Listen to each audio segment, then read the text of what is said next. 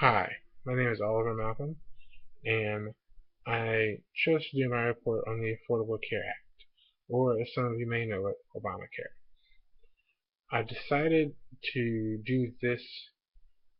I decided to do a paper on this subject because it was a very controversial topic, and it was one of the interesting topics of the Obama administration that a lot of people have weighed in on, and we as a younger generation who will definitely feel the effects of it far more longer than anyone else, should definitely have a say.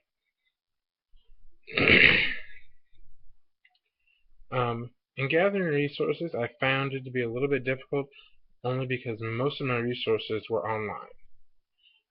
I was able to find some book resources, but in both in both in both researches in both searches for resources, I basically found that all of the resources that I found were either one-sided or either they could not decide, but all they could do was state the facts. So I basically I basically was given the benefit of the doubt and able to form my own conclusion about how I felt about it, which is a good thing, but at the same time, there were so many people who were either hot or cold about the subject. Um, my main My main tactic for organizing my research was basically reading through all of my resources and then writing down all of my notes before I type them. I find it a better way to just be able to know what it is that you've researched and how to organize it into something that's completely cohesive thought. Um,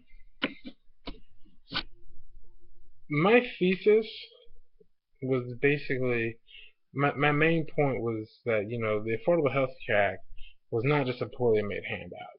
It was actually something that was well developed, and even though it's received a lot of bad flack, it's a lot better than most people really do give it credit for. I mean, I'm sure there are a lot of kids out there who, besides me, if you actually read my paper, know that there are probably a lot of other students and a lot of other young adults who are in my position who were basically at the end of their rope. And if it weren't for the Affordable Health Care Act, a lot of us would have definitely had a far worse, um, we've definitely had a worse, we'd have a worse lifestyle. Our our current life situation would be a lot more stressed.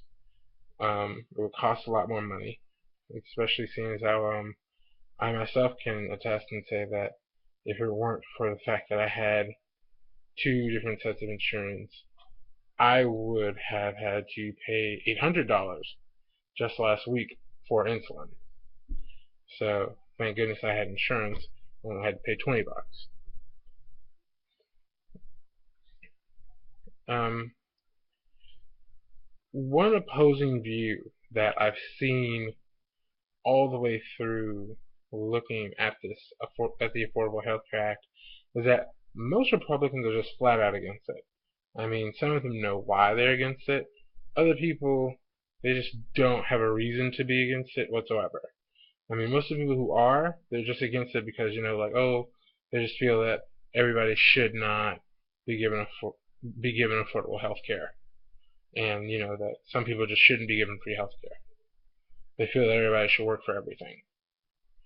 And, some of those same people not only receive more free things than they probably should, most of those people don't even understand or even care to understand what a person's current life situation might be like.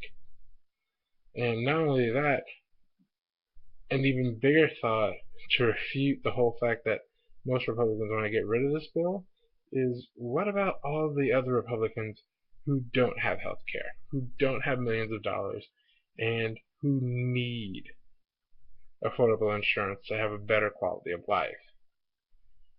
Do you think all of them are saying, oh no, we can't have affordable health care? I'm pretty sure there's definitely some Republicans out there who are willing to agree and are definitely far more than willing to go forward with the Healthcare Act, the Affordable Health Care Act, and support it. And yeah, that's one thing that most Republicans should really think about. Again, my name is Oliver Malcolm. My project was on the Affordable Health Care Act, and I hope you enjoyed listening to my discussion. Thank you. Bye.